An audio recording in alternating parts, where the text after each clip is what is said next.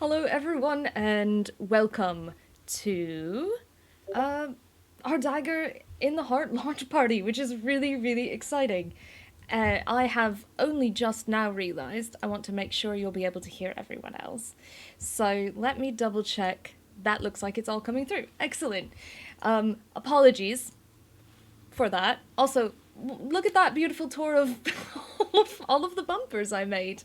Anyway, good morning. Good morning from Canada chat. Fancy meeting you folks here. It's so great to have you. We have a lot of cool things planned for today now that I've got myself together a little bit.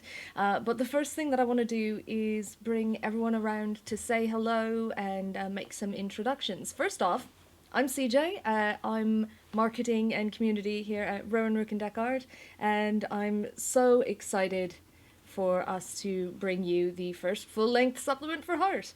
I'm just going to pass it around, basically. You know a lot of us already, but if you don't, now's the chance. We're going to start just in order on what people are on the screen. So we're going to start with you, Grant, on the top.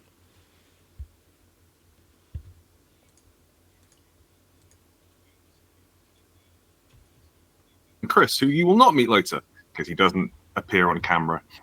I wrote half of Heart the City Beneath with Chris, and then quickly discovered that we weren't good enough to make an adventure. But we were able to employ someone very clever to do just that.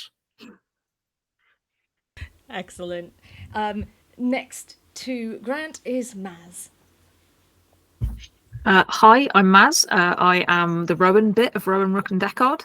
I have been kind of helping to produce our books since we started, and I'm going to be regularly interrupted by at least one cat. Yeah, which cat you got there? This is icosahedron. Let's see him. Oh, my beautiful boy. Beautiful. It's not an interruption, it's a guest appearance. And on that, down at our bottom corner here, we have Gareth. Hey, I'm Gareth Hanrahan, or Gareth Ryder-Hanrahan, depending on how long the spine is. I'm a freelance writer. I'll be working in role-playing industries for an alarming amount of time at this point. And my big thing is doing adventures. So they said, do an adventure. So I said, okay. That's pretty much. Yeah. Gareth was very easy to persuade. Hey, I feel like that's part of a good writer in a TTRPG setting. Just very easy to. Hey, do you want to do this? Great. So, yes. Finally, last but certainly not least, one of our producers, Elaine, please. Hello, I'm Elaine. I'm a producer. I've not long joined already, and I was only a little bit thrown in the deep end when being told, okay, great, there's a campaign, here's the book, have at it. So here we are, about a month and a bit later, and very exciting, but also I haven't slept much. That makes a stream more fun, not less fun. Oh, for the audience, yeah. Yeah, for the audience especially. As someone who has done a 24-hour stream once and probably never again, that's not going to be any stretch goals, folks. Watching us all stay up for 24 hours would probably not be particularly entertaining, actually, and would probably involve several naps. So, that being said, the audience. The audience has also had some sleep deprivation. It's good that you're joining us. I'm sure that you were also up late worrying about the launch for Dagger in the Heart. A problem shared is a problem halved, right, folks? So we do have a lot of cool stuff kind of planned today. We want to tell you a little bit about Heart and Spire first, which originally I was gonna pull some folks out to do that, but what's the interest level? Do you all want to kind of contribute to what you feel Heart and Spire is, or shall I yeet? I'll start. Maz, you could interrupt me, and then I am eager to hear from Elaine and Gareth, but I realised that I am quite hard to interrupt. Also, sorry, putting you both a bit on the spot. I made a schedule, and I wrote what everyone would be involved in, and then I got them on live camera and went, "Hey, do you want to stay for this part?" So that's entirely on me.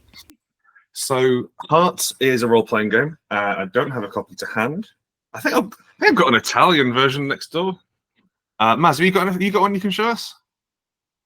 Okay.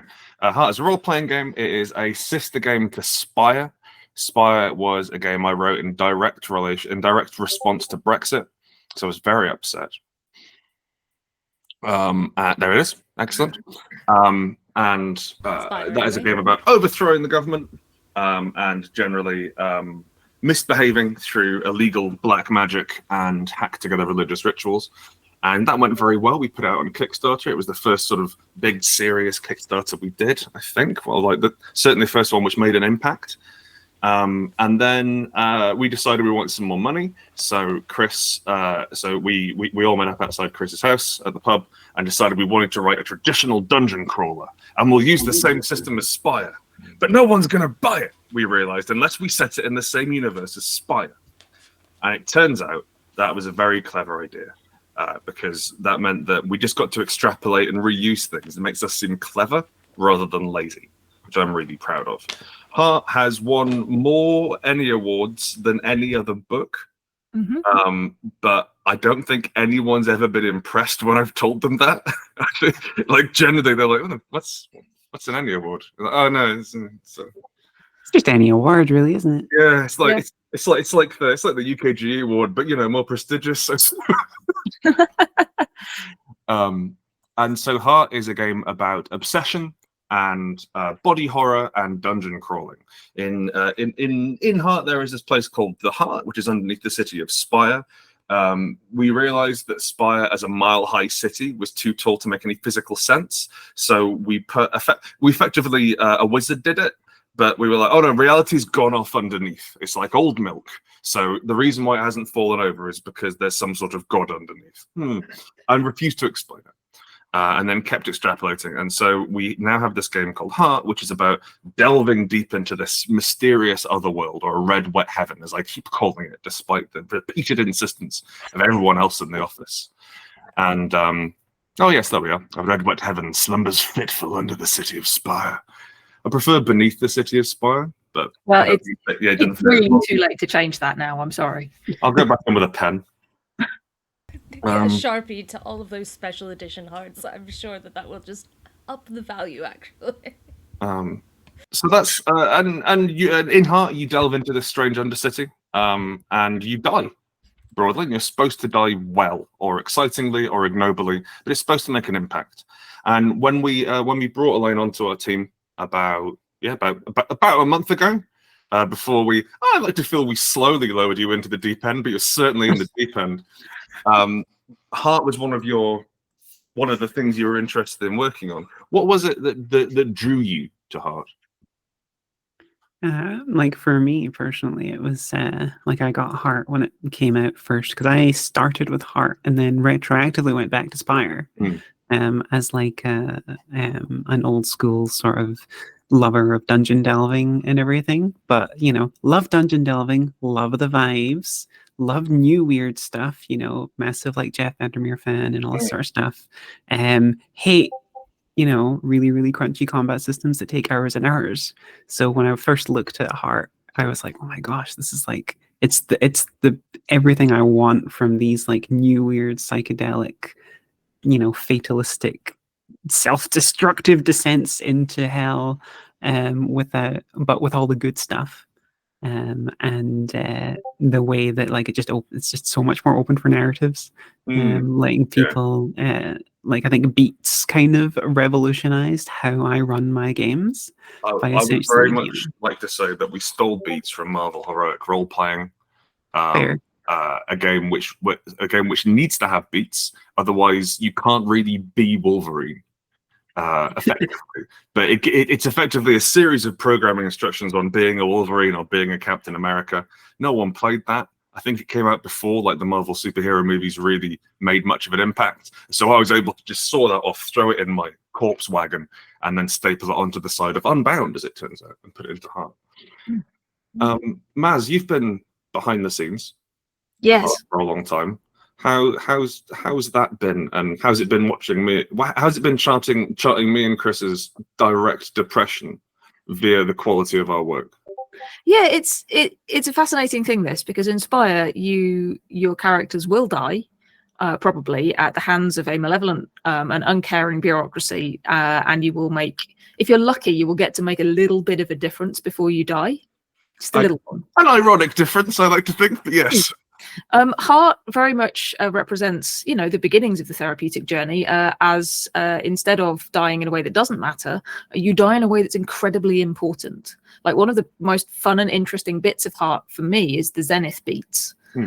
Every character class achieves a Zenith as part of their character arc. Heart campaigns are not meant to go on that long. If you've run for more than, I don't know, 10, maybe 12 sessions probably at a maximum, and no one's died, then something's gone weird. Like, some of this is because like stories should end. Stories should reach, like RPG stories as well. All stories really kind of culminate in their payoff, and in order to have that payoff, they've got to finish, and in order for them to finish, your character has to kind of reach to reach an ending. But also, we were all in our 30s and no longer able to play games most nights, and in order to persuade people to play a game at all, you couldn't just go, oh, do you want to start a campaign of, I don't know, Mage the Ascension? You actually had to sit down with people and go, right, we're going to play 3 games. We'll meet roughly once every 3 to 6 weeks for the next 6 months in order to get that campaign done. And so Heart is built around the idea that it isn't something that is long term. And Dagger is something that is long term. It's designed to be, long term in the context of you're all going to die in some interesting ways. But Dagger is a way of us trying to say, like, what does campaign play look like in Heart? How does that operate? How does that become interesting? Your Zenith beats are, I think, so there's 3 for every character class in the game. All but one kills or otherwise renders non-human the user. Only the absolute worst character Rubs out the user. Yeah, only the absolute worst character class in the whole of the game gets to go home and die happy, surrounded by their family. But in order to do so, they have to completely betray the rest of the party. Yeah, as I said, therapeutic journey. Absolutely love all of them, but the one that I think I share the most often with folks, which I have opened up to at the moment, is the Zenith ability for the Vermissian Knight, the Last Train. It's the first one we wrote. Easily, it was such a typical. Now I feel like it's slightly very on brand for us, just train-related trauma.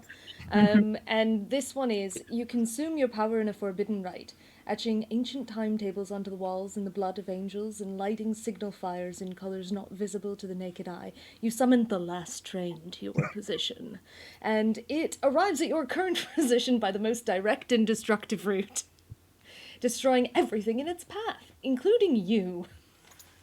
That's not what it says. I just summarised that with including you, but you get run over by your own train. There's not a lot of tabletop games where you can summon trains. No, it was.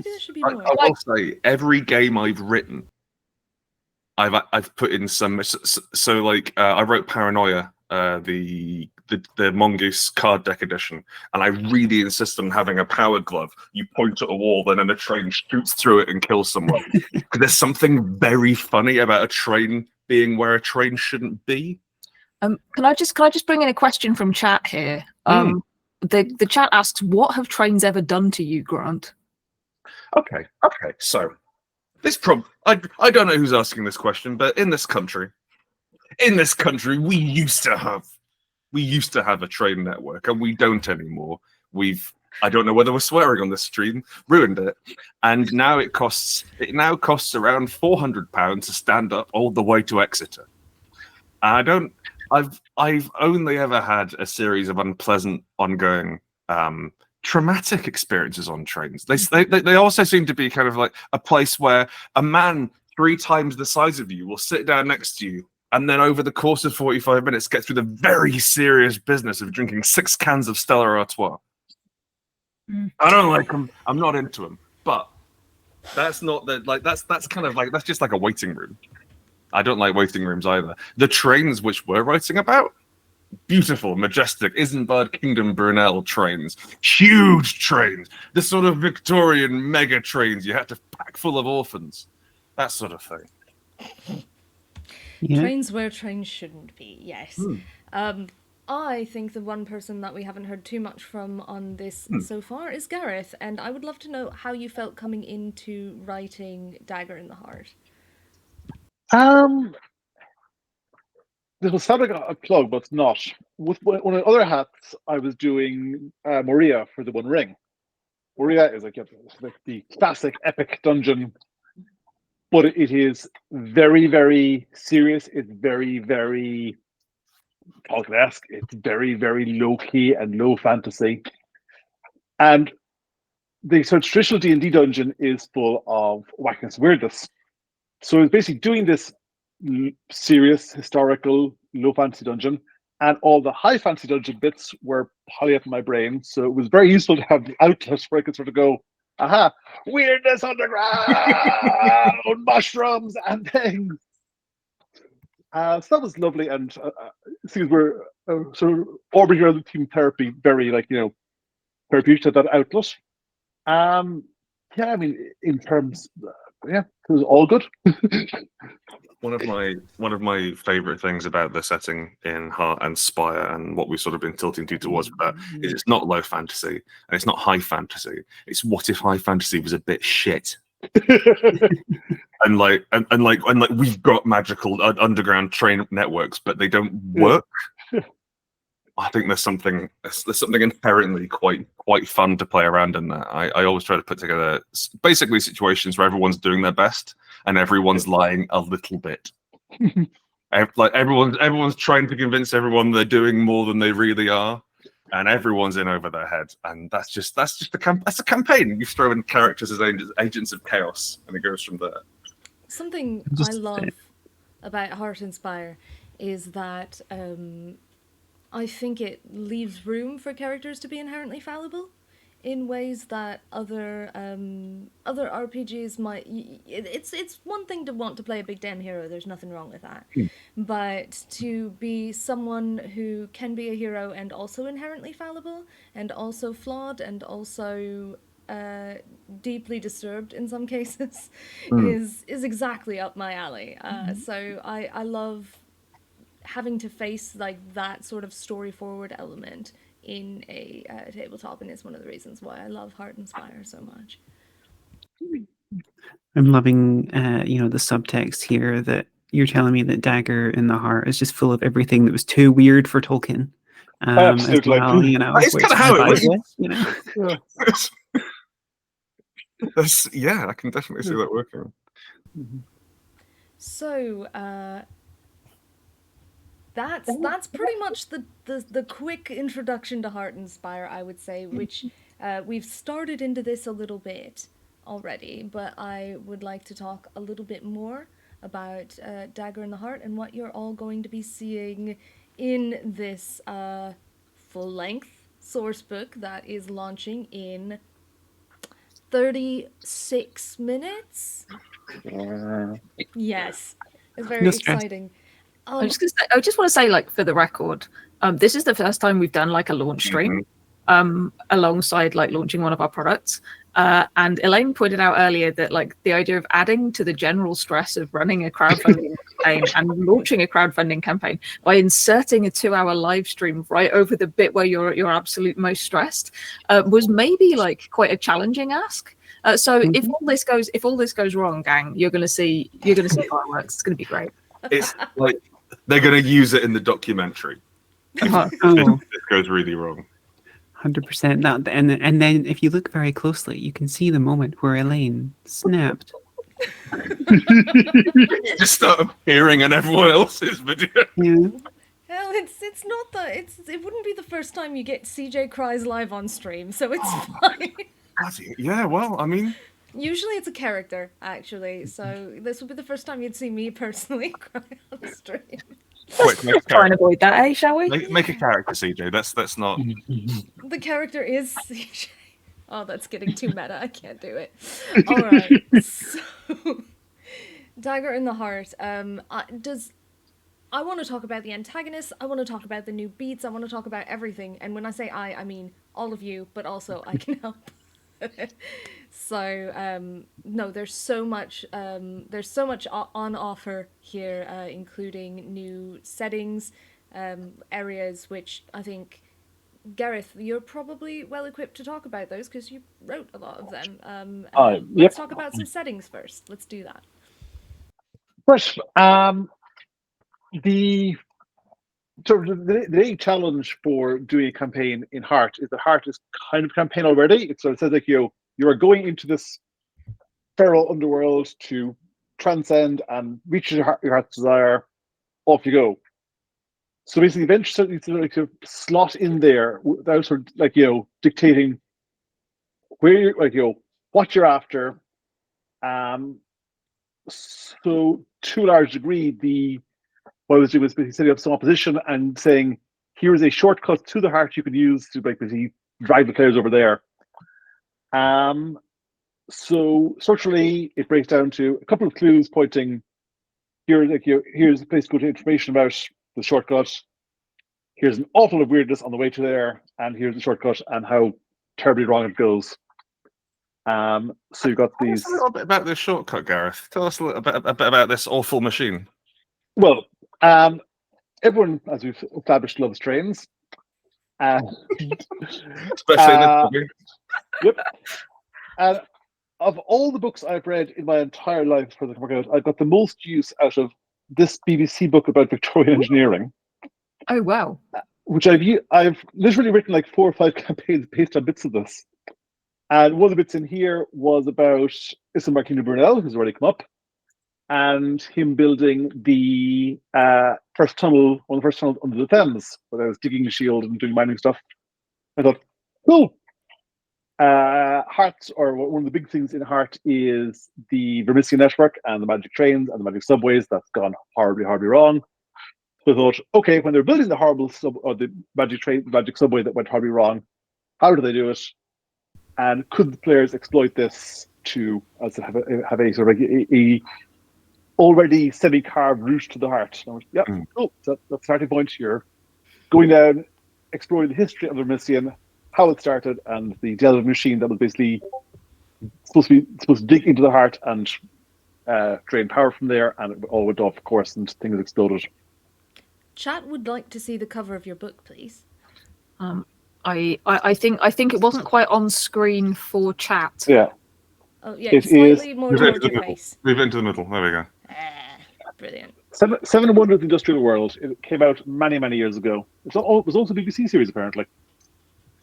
Gelato Bear would like to know, will there be some tools to help GMs run delves? And expressed that they are looking for interesting ways to generate delves. So Go ahead. There are not really tools per se, but there are several sample delves in the book between locations. Yeah, we put delves in this one. Yeah. We figured it was time to it was time to include like the half of the game which we left out of the core book. Well, I mean, you gotta hold a little bit back for after all. The dungeon delving source book. Yes. Supplement 2, the bumper book of delves. The thing that's so interesting about Dagger is that in its infinite grotesque horror, it can be pretty much anything, but sometimes that amount of freedom's also a little scary. And because of that, yes, we've got locations, I'm missing something. We've got new locations, we've got new beats, we've got the antagonists. Mm-hmm. Somebody shout, what else have we got in this new book? We've got the delves. The delves, yes, of course. Yeah. Which let you play the game. Yeah. We've got a lot of new fallouts, which I was really excited to see. Including my favorite one, my scarf has fallen off down an infinite void, and then I have fallen down an infinite void chasing my scarf. And Aether Wolf pulls up, or brings up, we also have some dope new art. So later on in our stream, after our launch and after the break, I've got some art of Sar's to show you all. Sar Cousins, they have done some amazing stuff. Some of their black and white originals are going to be a pledge tier as well. Which is really super exciting because there's a limited number of those. So we will show off some of that after our break, so a little bit after 5, and just shout out, we've got a little bit of commentary from Sarah as well. So yes, excellent point. We do have some dope art, and I think that one of the another thing that I'm allowed to say this because I'm not part of this process. One of the coolest things is like how on top of it everyone we all have each of the Rowan, Rook and Decard IPs has its own sort of visual identity, and this is something that I love to nerd out about a little bit because I don't feel like I'm blowing my own horn because I didn't do anything about it. That's completely outside of my we are paying you to blow our horn. It's cool that we're gonna leave that we're just gonna leave that statement all the way. I didn't mean it. I'm sorry. Usually it's I meant like trumpet. Yes. Usually it's me, but no, I absolutely love and how well each of the artists has sort of encompassed the vibe of each individual story and each individual thing. It's really great. So really excited. The art that you see behind us today is Sarah's art as well. And the art that's on our bumper screens, all Sarah. So yes, some truly fantastic work. Chat has said, thank you Naomi, has said the levels of imposter syndrome in the stream are truly astronomical. I needed to be called out today, appreciate that. Sarah's art has made it to tattoo.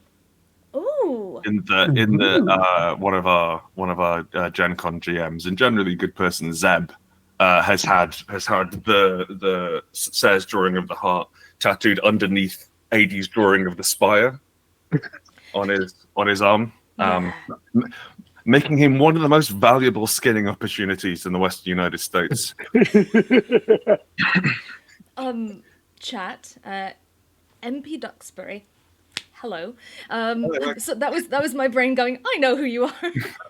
Says, hi Gareth, your upcoming adventure for one more quest also involves stabbing something in the heart with a dagger. What's going on, man? Haha.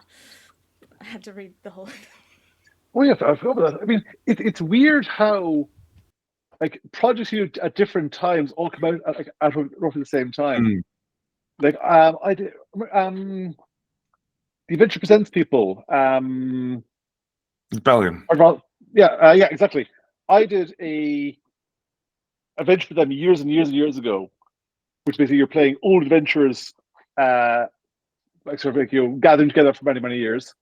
I'm in the middle of doing a fantasy novel series about an old adventure coming back, like doing adventure again after many, many years.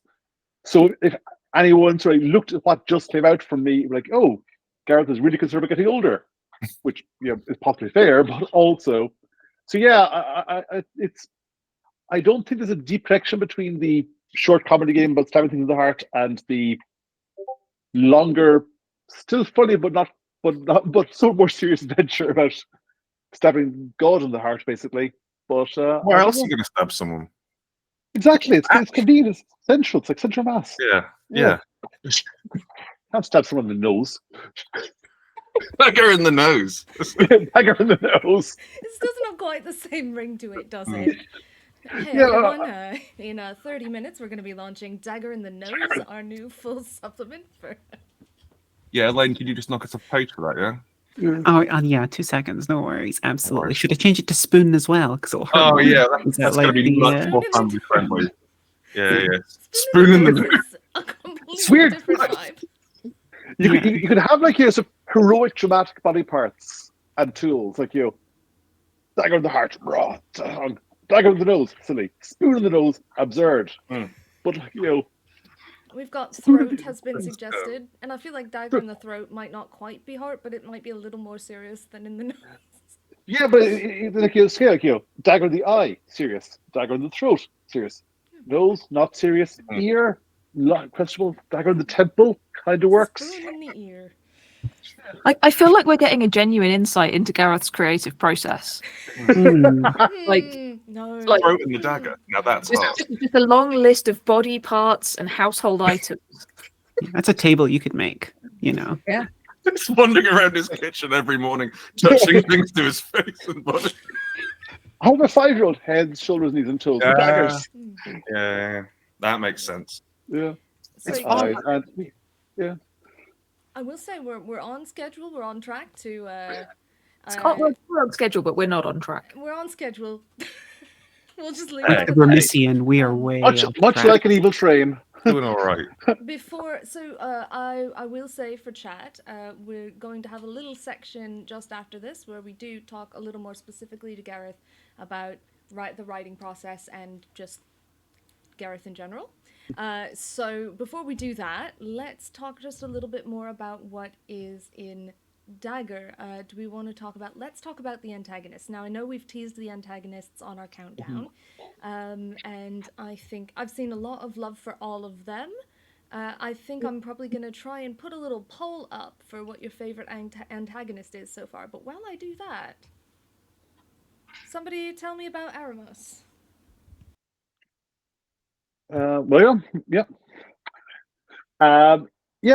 He was actually kind of the first of the three I came up with. I really like Spire. I wanted to do sort of ill for politics and intrigue, and I tend to like intrigue, string pulling Sir Humphrey-esque characters. So Aramis, Brightness of the Eye, is this Elfir noble who was very much in charge, or somewhat responsible for the whole Vermisian project in the first place. When that all went horribly wrong, he was disgraced. He's now plotting his triumphant return to the height of the society, and is basically sort of the spy master, subtle long-term campaign play option to the antagonist. I'll get on to why they take different roles later on. But yeah, he's sort of the subtle like spider in the web, string pulling type of person. Which meant that I had to come up with lots and lots of henchmen for him, which was great fun. Yeah, the henchmen are like the unsung heroes. I think it's there's so many really interesting like henchmen that you can run into before you run into the big opponents themselves. I think Aramis might be one of my favorites. I mean, there's only 3, so I guess they're all my favorites, if I'm being honest. But I think we're staying kind of. We're only gonna not too many F-bombs in this stream, perhaps. But I will say that one of my favorite character tropes is bitch elf. So feels like he fits that a little bit. Yeah, very much so. The idea that he's just been. I liked one of my favorite things about Aramis is that idea that generally when someone is disgraced, they're just kind of like holed up in their in their living quarters, and you're expected to just off yourself and be done with it. And he was like, no, I'm just gonna sit here and brood. I'm gonna brood and then wreck some shit. So love that about Aramis. I would like to know about Ptolemy Bay. I love the mustache. Oh yeah. He came. I came up with this sort of this like weapons eater type character, and then was looking through Spire and said, "Oh, this guy already exists." That was Ptolemy Bay is Chris's invention entirely. He wrote the work section, and he decided that what he wanted someone basically like instead of blood, he had guns. And just like was a tremendously efficient human arms dealer. I think there's a paragraph, and we're like, don't mess with Ptolemy Bay. Anyway, what if a mushroom had feelings? And now, and you've really gone all out. Well, he is like one of the other major antagonists, and he's a much more sort of direct antagonist than Aramis. Whereas Aramis will work through his minions and his plots.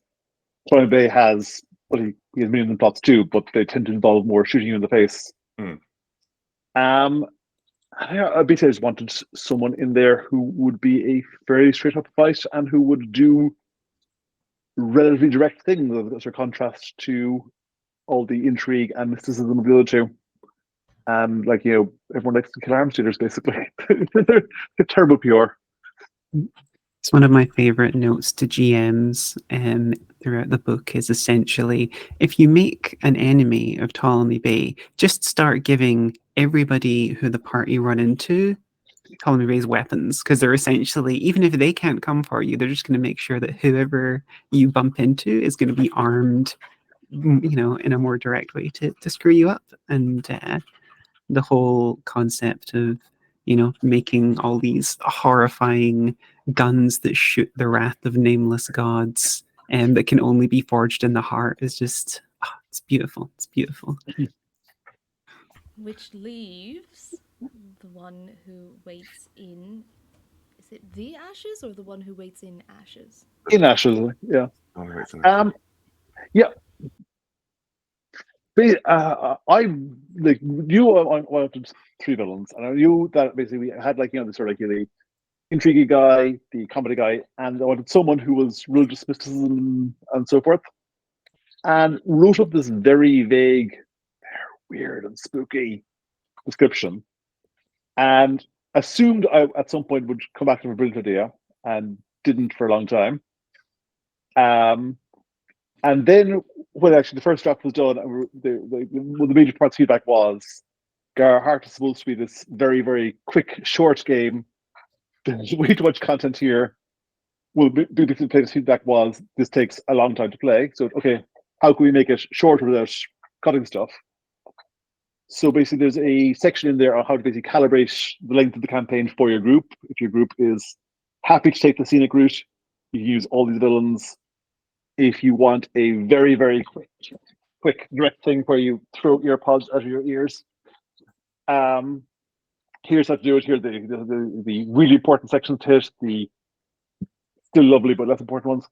And that's where the one with Ashes came into their own, because they're basically a corrupted possible future version of one of their characters. So you can they basically get their personality and shticks from whichever character they're based on, and you basically there's a dark mirror, very, very pretentious, one of their characters.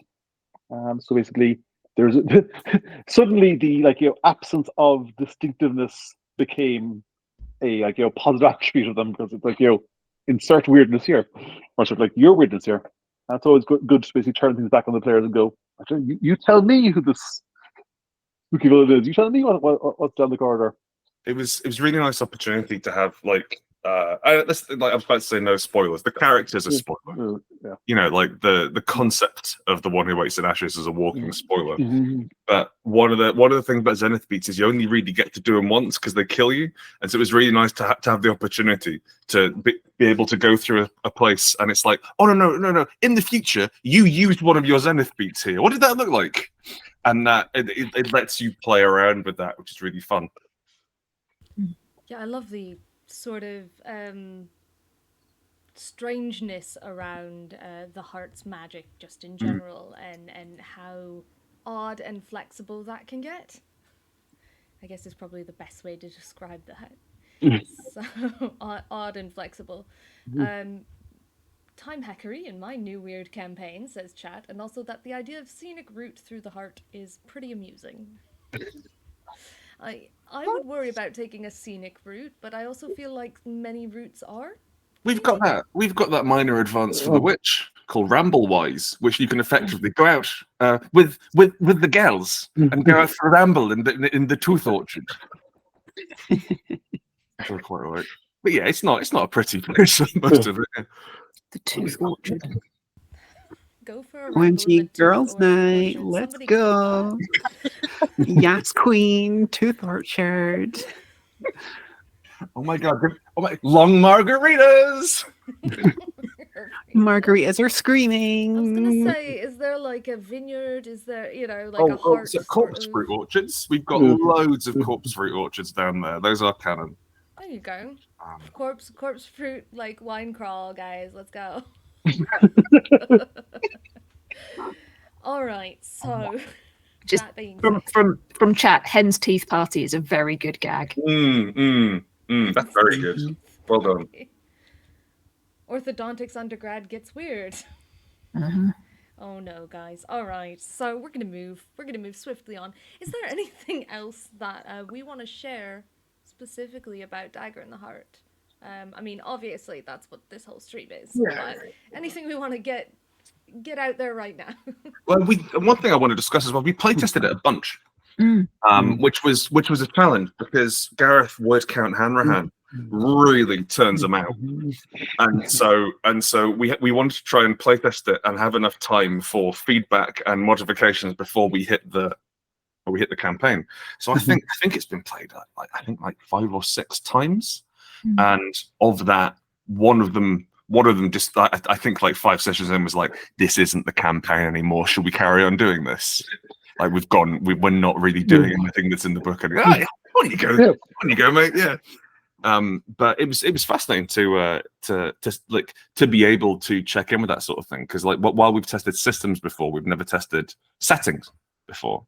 And one of the things which we didn't quite clock was that when you are going through a full-length campaign, you're supposed to have exploded into bees at the end of session 6. And so everyone's full of bees for the second half of the campaign. And like coming up with a way to modify that and a way to not have to to be able to arrest the development of the characters, to arrest that spiral, or to be able to push it forward or to mess around with it, and being able to fix that challenge mechanically. I'm really happy we had the opportunity to do that, because I feel as games designers, our job is, if we can solve a problem with mechanics, we should, but that way lies absolute madness. And so there's definitely a balance to be struck, and I'm glad that we were able to do that. I think it's maybe worth saying as well, like, Dagger's an experiment. I mean, almost everything we do is an experiment. We're really quite bad at doing the same thing more than once as a company. I hate it. But we've not produced anything like Dagger before. When we've done adventures and campaign frames for Spire in particular, those haven't had this kind of staying power, and there's been, like, Gareth has like taken the setting and the scenery and the mechanics for heart and driven them hard in a way that we've not really opened up our worlds for other people to do that in the past. And it's been really exciting ceding that control, like letting somebody else play with it. And I think I'm really excited to see how you guys, like how our community takes what's in that book and mashes it up and turns it into like your own games and your own ideas. Like, there is a thread that you can follow. There are awesome antagonists. There are, as you know, actually we put delves in this one, you know. We've done a load of work, Gareth has done a load of work pulling together something that coheres, but also something that is going to be interesting and useful, like way beyond just the structure that there is in the book itself. Yeah, it's like when bunch more stuff in there. Like when we first created Spire and then Heart, I think Grant actually used 13th Age as quite a major inspiration, not mechanically, but because if you read through 13th Age, almost every paragraph has a story hook, right? There's something in everything. There's always a little kind of a suggestion that you could use to kind of play. And to edition's coming soon, you hear? Yeah. Indeed. Yeah. Well, sorry. Of course you've heard, Gareth. I'm sure you wrote after that. But I only found out yesterday. I'm really excited. Sorry. But with that in mind, like, this is hopefully another place where every paragraph has a story hook in it. Every little tidbit or little bit of setting or little bit of detail is there to be played with in the, like, all of the senses of the word, right? And I'm really excited to see how everybody's stories change and what happens next. Yeah, I got into gaming through writing convention scenarios for the local convention. So one of the things I love most about gaming is like our convention works is like one person would write, let's say, the Cthulhu scenario, and then like 10 GMs run it. So it's kind of like how games are Gen Con for like demos and so forth. But it's always fascinating to meet up with GMs after to go, okay, like you guys all start from the same place with the same opening scene, the same bunch of characters. What happened? And you get these like 10 totally different stories. And so you can see like how people starting from exactly the same point, well, ish in Dagger will deviate in exciting and imaginative ways. Like back when we were doing Spire scenarios, we didn't even bother coming up with imaginative and exciting ways for them to go. Like we just said that, right, here's the start. Everyone like we're gonna put you into everything at crisis point, and then you tell us what happens.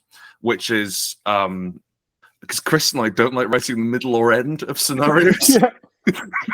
which and you can't sell that. That's like £4 or £5 pops that you can sell that book for. If it's what if an elf was unhappy? Good point, Grant. Yeah. So we had to get in the master to write the middle and end of a scenario for us. I'm very glad we did. I'm intrigued to see what opens up. Well, the solution there for Dagger was basically here is this team of players you have to find out in this section. I don't really care how they find out. Here are 10 ways they could find out that there is this delving machine. And then later on, it's like, there's this town the characters will end up in. I don't care what route they take. Here are 10 different routes, but they'll eventually find a way here. So the campaign structured, this is like, stupid to do on a video camera like this. Like such a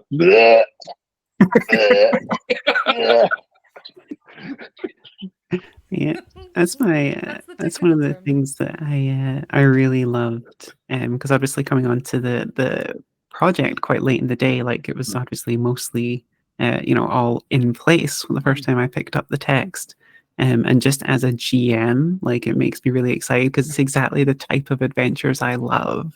Because you think a lot of pre-written adventures are very railroady. And it's, the instant your players turn left when they should have turned right, the entire thing unravels and falls apart. But it's like a very wonderful, like sort of not quite sandboxy, because everyone has, and all the factions have very clear motivations. It's like sort of setting up this sandbox of dominoes is how I like to describe it normally, where a player does X.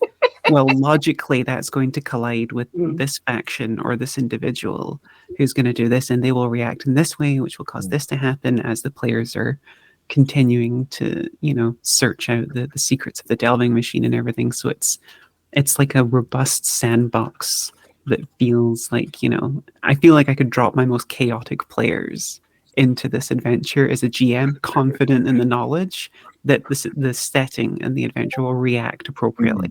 That's true. Yeah. And there's something to be said for that as well, because when you've got a setting that's more limiting, it can be a bit of frustration for both the players and the GM, I think, when they butt up against that. But really, we've got some really great kind of setting in here for you and things that you can use, but really it's the limit of your own imagination as well, or your GM's imagination, and so on and so forth.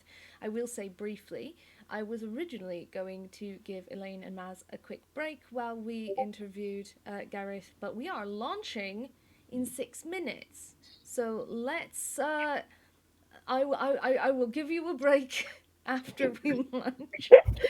No breaks. No breaks for anybody.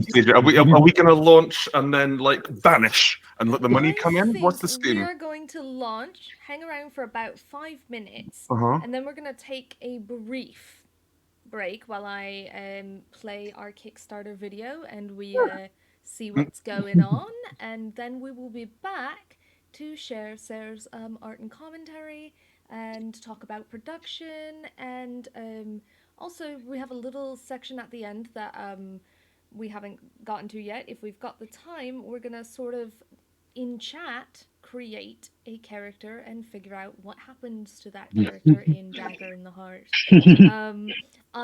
I have been unable to create a poll. I'm not sure if it's because we're quite a new channel, So we're gonna have you all just give us that information, Just yell. just Yeah. raw in chat. Speaking of Yelling. raw information, I want to hear which antagonist you're most looking forward to facing, and maybe the one who gets the most votes will be the one that our character at the end of the stream faces. I think that will destroy our character.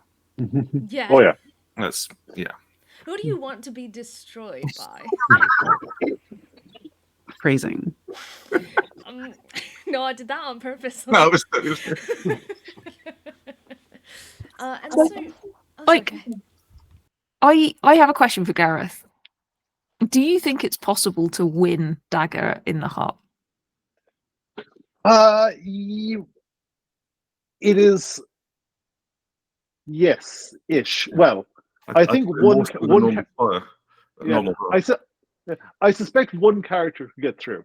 I don't think a whole group can get through, but I suspect there's ample thing for basically one person to get. Actually, I can think of two ways offhand for one person to get the big reward at the end, and one is like screwing over the rest of the party. So yeah, I think it's potentially possible. Like the odds aren't good, but I think like on average, Yeah. the players lose. Yeah. But one guy might do okay. Mhm. One guy might get the sort of technique you can drive directly into God's house.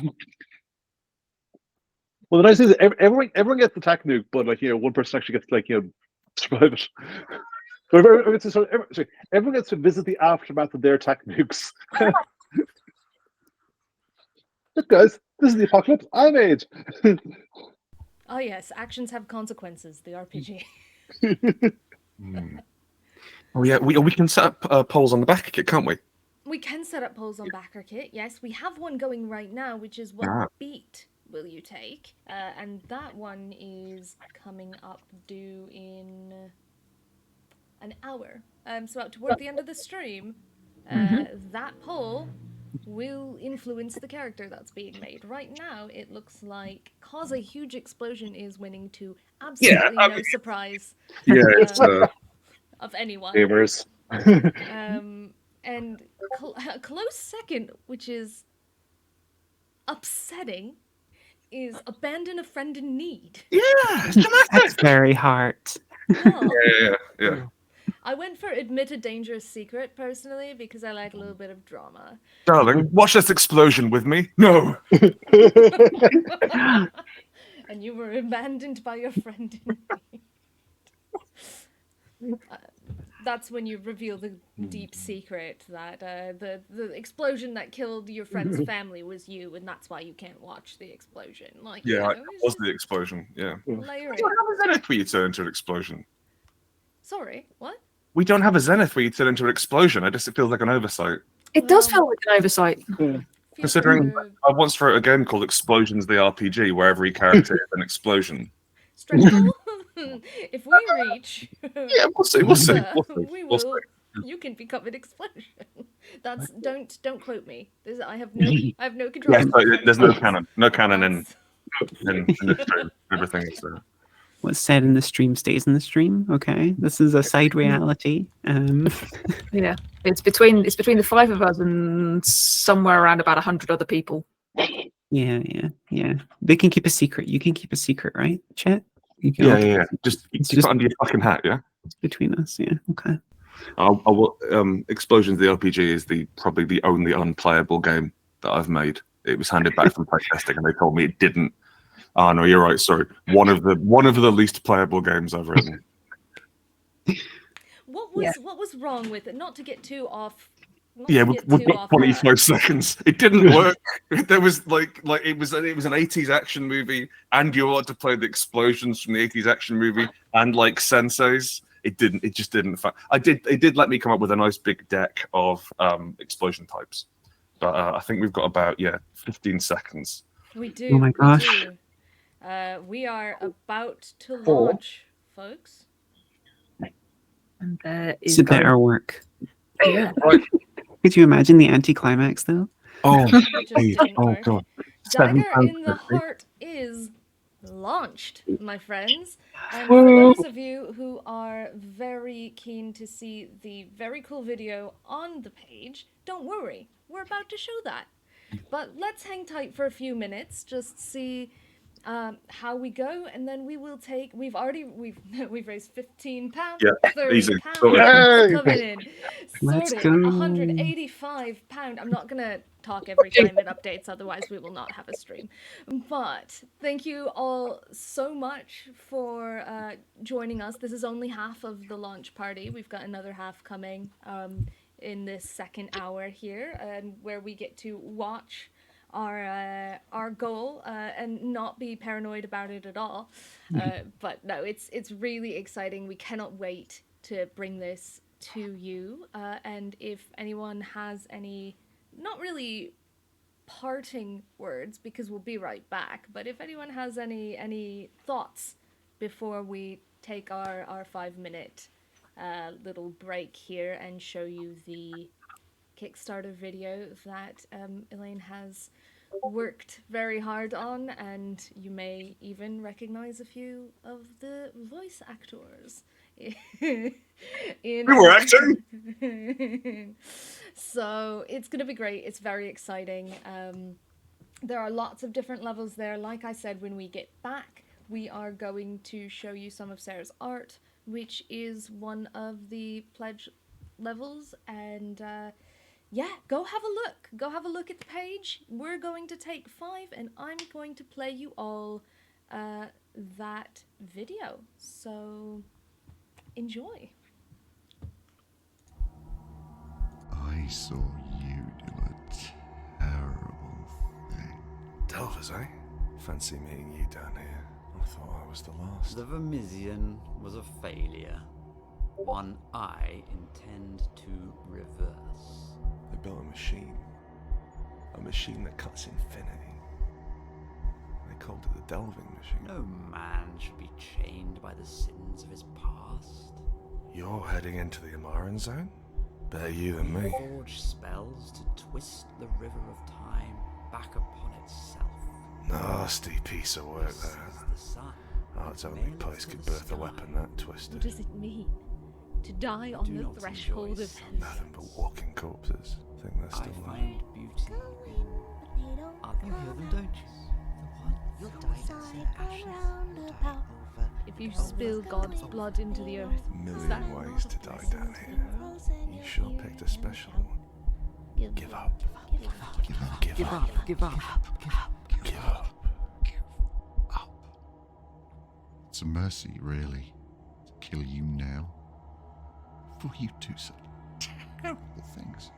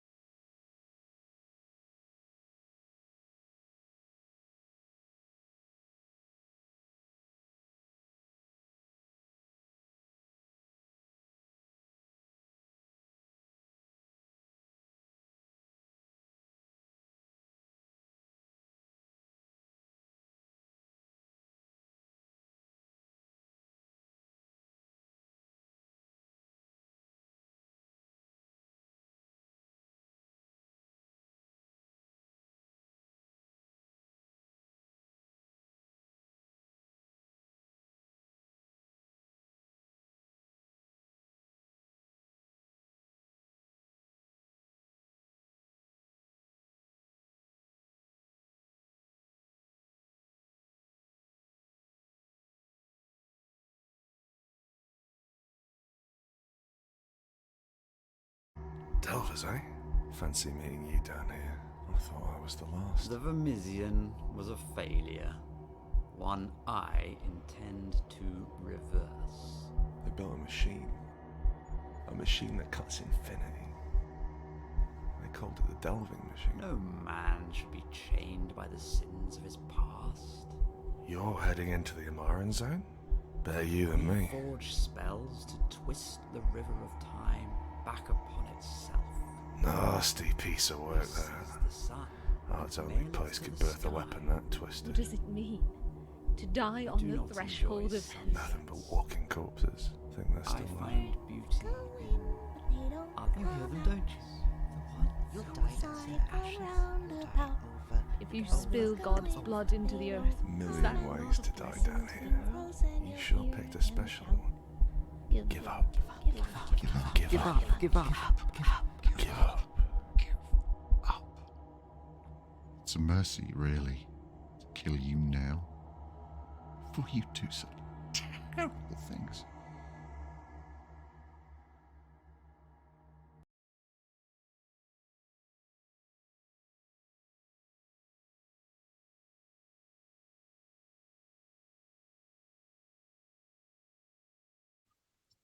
Hello everyone, we are back. Thank you so much. We are currently at I was looking at our page because I think it's pretty. We are currently at 6,500 thousand of our 25,000 goal. If we hit that, it's good to go.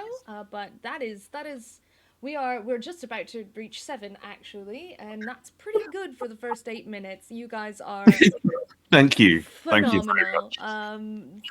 Wow, excellent. So we've got a number of things that we are going to do. First off, though, before we share Sar's art, we wanted to talk a little bit. I'm actually going to hand it over to you, Elaine, about the GM screen because it's a very exciting part of this project. Yeah.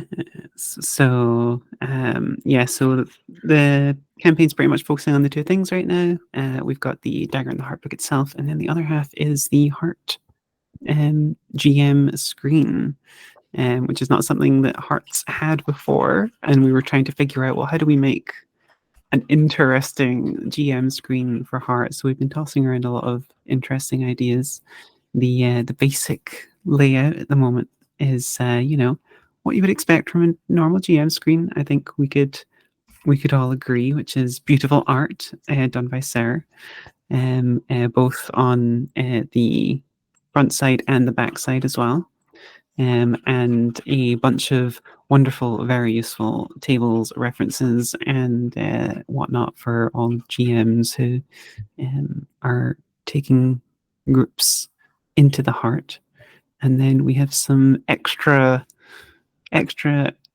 crazy ideas around the potential GM booklet, which is our first stretch goal if we hit that. And everyone's grinning from ear to ear. Maz, can you pull up the picture of the Enlightenment calling from Heart, please? Or just show it to your camera. Yes. This is what we based the GM screen on.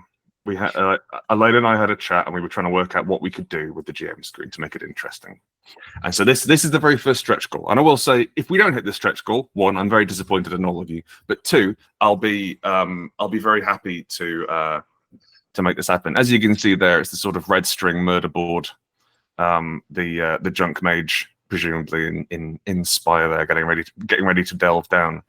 And Elaine and I were chatting, and we were like, well, we don't really.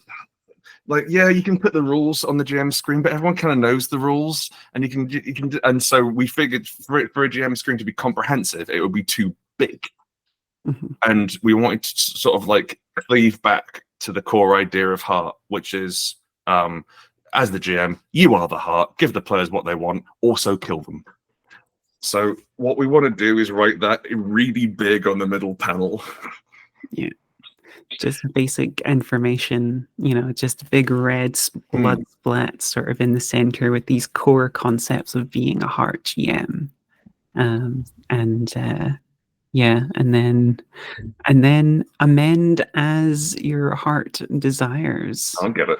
The booklet, if we get it, again, hugely disappointed if we don't. You're able to, like, what we want to do is give you everything you need to set up that session. So if you're on tier 3, it'll be, here's a list of encounters for tier 3, and you cut them out and you stick them to your little red string murder board, and then you can fold it up at the end of the session. It'll stay in place, or you can swap it out. We want to play around with double-sided things. We want to put some Easter eggs in there. It's going to be a great deal of work because we don't get any room to hide in a table. You can't just waffle on for the rest of a sentence. But I think it could do heart justice. And considering that when we did the Spire GM scream, I insisted on creating a dozen wives for the players to fall in love with, and then a means of subverting the wives' criminal empire. It became so expensive we could no longer produce it. We have a question in the chat, which is, will this booklet be buyable as a separate PDF? Oh yeah, you'll get everything. Yep. Yeah, you'll get the whole Yeah. thing. So you can print it out if you don't want to cut up your book. Yes, that's one of the elements of it. Is we know some people are precious, even though we have discussed making the booklet intentionally feel cheap on like cheap paper to encourage you to cut this thing up and stick it all over the the board. But we'll also come with PDF versions. So for the cowards, yeah, or just buy 2 copies. Yeah. Look, I think that's the real answer there. Just buy 2 copies. Yeah. I just want to say we've just broken £10,000. Thank you very much, everybody. Yay, Let's thank you, go. everyone. That's exciting. All right. So before we do anything else, I think I would like to share a couple of Sar's original arts that again are available as a pledge tier if we haven't sold out of them yet, which I don't think we have, but I'm not looking, so you never know. So I'm removing us. You will not see our faces for a moment because I want to share this art, and you bear with me. It's going to be a bit clunky because this didn't get these 3 didn't get pre-programmed, unfortunately. So see what happens. Yeah, but we'll be here. We're here. You can hear us speak still. Is a key element. All right, so we are gonna share. I'm just going to add our beautiful, because right now it is black screen. Apologies, folks.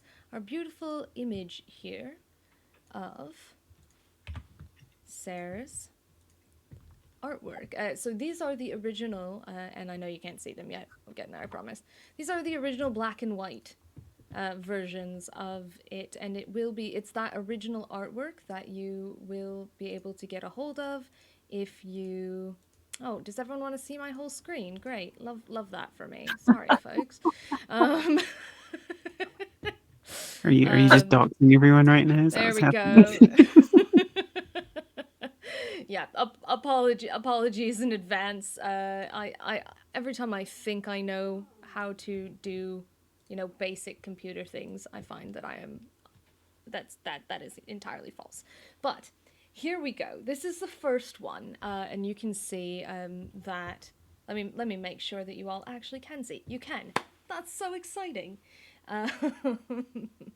Now here you can see all of the detail in there. I also have to just really honestly be honest about this. I have 4 screens and it's still not enough screens, so I'm trying to pull up I'm trying to pull up Sarah's commentary because it's actually valuable to hear from the artist. This is of course the Dogwell. Yeah. We should say that there are 7 of these in total, and they are extremely limited because obviously only one of them exists. Like for each, these are all the chapter starts for Dagger in the Heart. So each of these is attributed to a different chapter, and they're all the originals, the hand-drawn inks that Sarah's put together. So once they're gone, and it's very heartbreaking to part with them. As you can see, Sarah, if Sarah needed more room to draw something, they'd just sort of stick paper to the additional bit of paper. So they're not all uniform sizes, which I like very much. But have we found their commentary? That nearly. I've got it bookmarked, so you Carry know on. it can't be too far. But Carry on, I've Banton. switched off to another piece of Mm. Sarah's art to give you some visual interest while I get my shit together. Right. And it's gosh, every one of these is just gorgeous, honestly.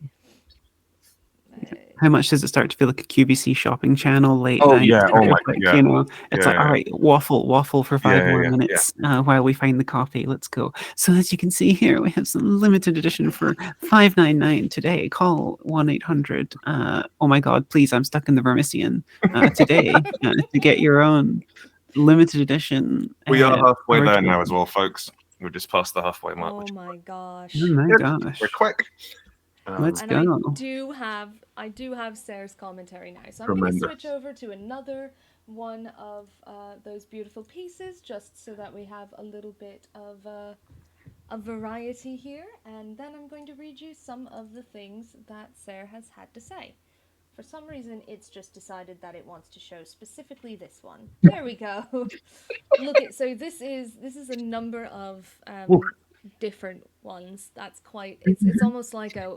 And if you look in the center of that image, you should be able to see the GM screen, which is actually I believe it's 9 original images that Sarah has produced for Dagger, reworked and stitched together to create an enormous tableau that runs across three basically A4 US letter size panels. It is absolutely gorgeous. Just want to say that. Like, yeah, no, I take absolutely no credit for that. All of that is Sarah's work. We barely commissioned it. Yeah. I believe we mentioned that might be a cool thing, and then they did it really hard. It is. I want to frame the GM screen. Like, I just want to put it on my wall. And with that, I'm going to read you just a little bit while I kind of cycle through these images for you. I'm going to read you just a little bit of commentary from the artist, Sarah. And Sarah said, "Getting to work on Dagger has been incredible. Having essentially free reign to create whatever I like, with that kind of trust that I'll make something cool and it was very freeing and creatively allowed Sarah to make something really special. Gareth's prompts could be very ellipses, impenetrable at times. Asking for visuals for things best described in Theatre of the Mind. So Sarah says, trying to make sense of something that matches the visceral nature of, quote, twisted metal sprouts like cancer, monitors vomit the lurid light of the void, arcane machines howl in agony, every dial engaged pushed so far into the red they bleed, pipes gush toxic gases and greasy ash, visibility is next to zero, everything simultaneously distressingly fluid and viciously barbed. Sarah says, draw that. That's very difficult at times, is the comment that Sarah has provided there. But Sarah says, I think I managed that with the Vermisian Operations Center and a cruel fated workforce of people all hunched and melded with their station, clammy green steam of industry surrounding them. And I would say yes, Sarah, you did accomplish making those words into a visual form. And let's have a look here. Nope, that's the same one. Let's have a look here again.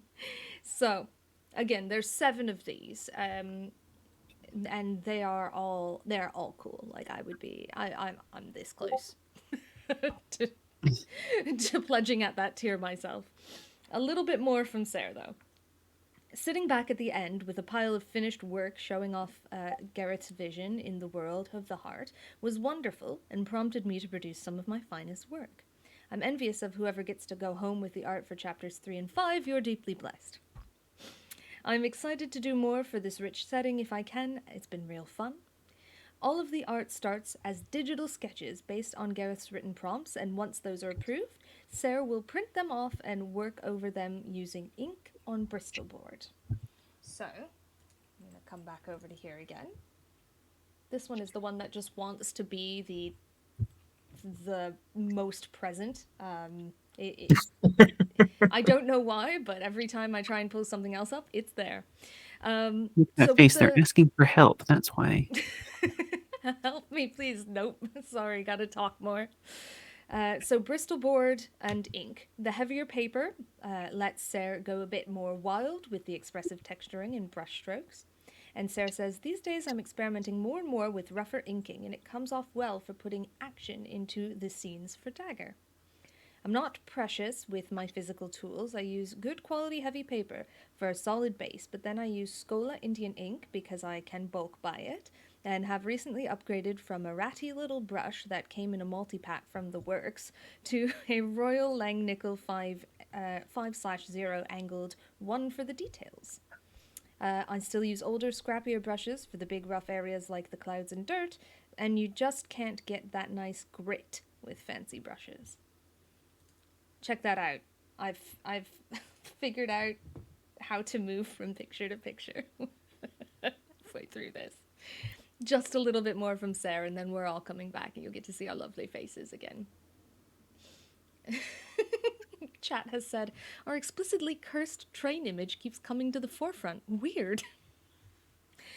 Once the stage is complete, everything gets scanned in for digital coloring, and Sarah spends a long time umming and ahhing about the color choices, and usually settles on something painful and saturated, or so muted it looks like dark mud. Both are good options for this project. When it's all done, it gets sent over to Mina, who does an excellent job compiling it into the final book design, making it nice and readable. And so here's just a few of those. There are more you'll be able to see around, but that is Sarah's beautiful art and my clunky grasp of technology. We're coming back. Hi all.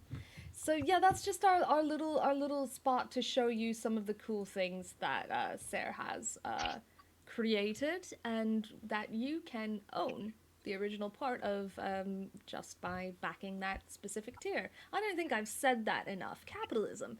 So, Grant, are you muted? Hello. So this represents the last possible opportunity you have, viewer, to buy one of these, which is the Heart's Blood edition. They are Maz, how are they made? What's the fancy book words? Okay, so this is probably the stupidest thing that I personally have done as part of this company. What we did here was we had the internal book block from Heart, hand sewn and then hand bound into these beautiful leather cases. It's a leather wraparound case with hand marbled end papers. Those are created by a woman called Jenna in her studio in Oxfordshire. Felix Mial, who did all the internal illustrations, also created the artwork that Grant's been demonstrating for the plates that have been used to again to emboss by hand these details. All the leather is sustainably sourced from its remnants from the beef and dairy industry. Comes from a shop called JT Bachelor's in London, which I went to pre-pandemic, and it is a fascinating place. All of that is it's all vegetable tanned, and it is absolutely gorgeous. We went and explicitly purchased a specific number of skins, and we had a specific number of books. And in the process of creating those for the original Heart campaign, we were able to do some additional, like we had some practice runs, and we had some remnants, and we had some leftovers. And now we have 12 of those left, and we are putting them up as part of this campaign as a way of A, raising some more money for kind of to be in that world, and B, we really want them to go to people who are going to love them as much as we love the ones that we got commissioned for ourselves. Mine is green with blind blocking.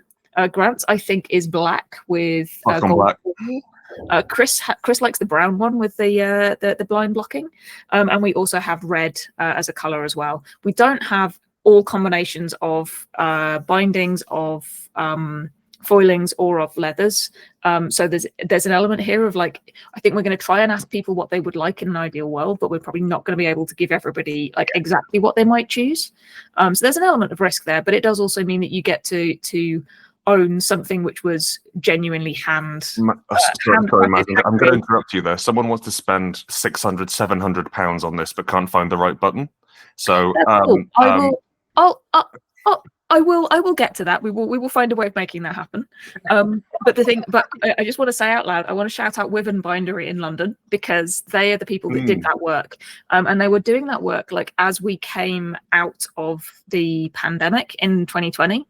They'd just done a really major move at the beginning of the pandemic. And we were, I think, the only weirdos trying to pull something like this off in the summer of 2020 through the autumn of 2020. And they did such a fantastic job. And we're able to kind of really create something that feels really special and really in-world, and it's gorgeous. And now I will go and look at chat and try and help with that. Probably. There's 3 Heart's Bloods remaining left in the world.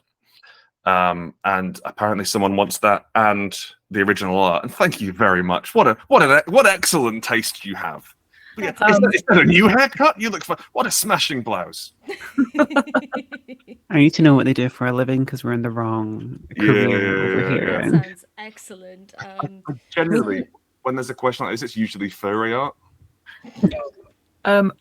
Yeah, I think there is a way that we can make that work. So we'll get on that. Yeah, I'm gonna not do that live out loud. Okay. We'll don't worry, we got you. And also, thank you. Please spend all of your money. Yeah. So one thing that we didn't get to beforehand was to ask some specific questions to you, Gareth, and these questions are from a pre-prepared interview from you. So I'm hopefully not springing anything too sudden or unusual. But actually, would you like to take this, Elaine, or shall I? If I can remember what the questions even were. Hold on. If I can remember my answers, they have changed completely, and will certainly be far more hand wavy when done live. Yeah. So for those who missed these or want more details on them as well, these were from a text interview that we did. They'll be going out as an update later on the campaign. So yeah, don't feel like you have to have a photographic memory of what we discussed in an email a couple of weeks ago. If anything, if you get it exactly right, that makes the article worse. Right, I know. Give us completely different answers now. That's great. that is what I'd like to happen. Yeah. Totally contradict myself. I contain multitudes. It's fine. Yeah. And some of them have already kind of pseudo covered. But the first big one, which was like very interesting for me, was to paraphrase. I think in general, most folk can agree that your average heart campaign, is only about 6 to 8 sessions on average before the players self-destruct in some kind of glorious manner. So that was the general question of how did you go about mechanizing and figuring out how to encourage people to have this longer form heart campaign. Yeah, through blistering brilliant pros and convincing them to hang around and just play on and on and on, and basically turn it into the Great Dragon campaign. You play the grandchildren of your explorers. Dungeon. No, seriously, it is, as I said, there are 3 different modes you can play the campaign in. There's we use trade metaphors yet again, the express mode, the scenic route, and I forget what the middle one was, the replacement train service, possibly, or replacement bus service.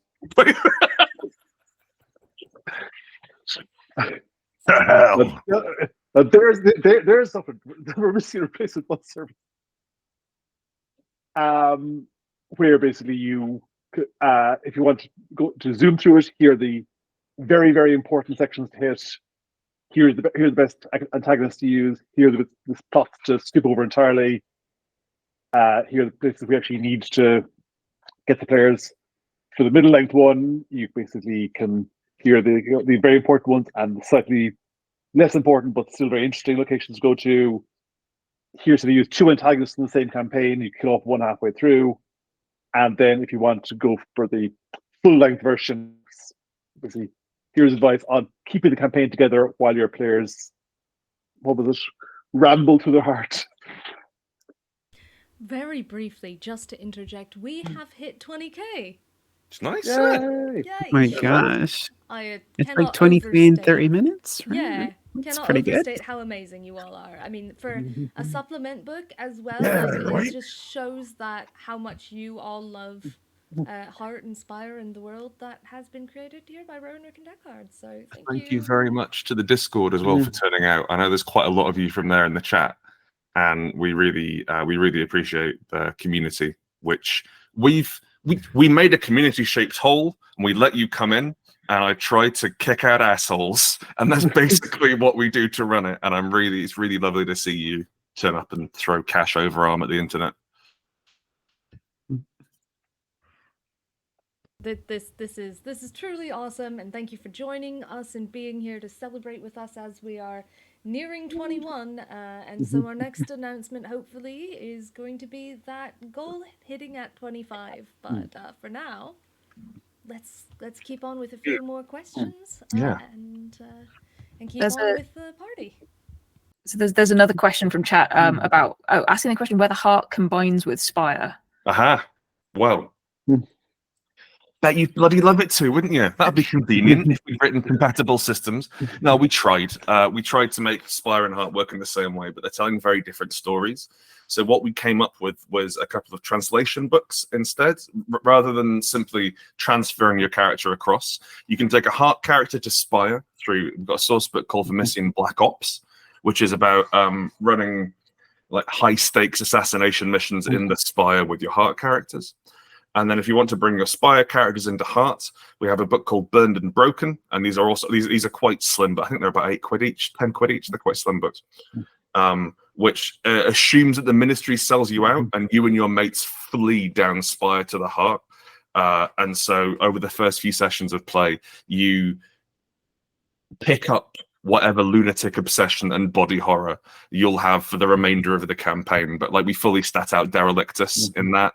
And we've got like fun stats for it's got lots of delves, which is quite good for lots of areas and things like that. So while you can't just put a Spire character in Heart because it's a very different power level and tone, you can definitely bodge them over. They just won't make it alive. They won't make it intact. And there are a few bits in the Dagger in the Heart campaign as well where your characters may end up heading back up to Spire for purposely maybe shooting people in the face, or and there's like notes there on how to basically, if you have Spire, you can basically use information from there. If you don't have Spire, everything is in there. You need it in the book, but it's more of a sort of like a quick pop out, like a sort of monstrous, I don't know, meerkat or something. Go, we are monsters from the deep, and then go back down to your natural environment in the Heart. We also have I don't think we mentioned it on the page. Maybe we have. We've got a free quick start for both Spire and Heart. So if you go to rrdgames.com, which is our proper website, you can download a free PDF.